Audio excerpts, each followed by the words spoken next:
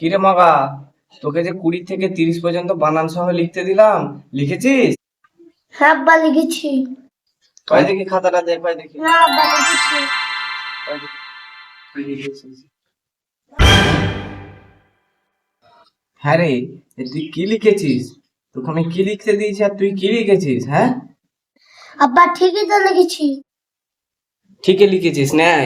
এগুলো লেখা হয়েছে, এগুলো কি লিখেছিস? দাঁড়া, তোকে আমি বলছি, শোন। দেখো দেখো কি লিখেছে, দেখো। 20 ঠিক আছে, 21 তাও ঠিক আছে। এটা কি? হ্যাঁ, 22 এটা তুমি কি লিখেছো? বাকুস।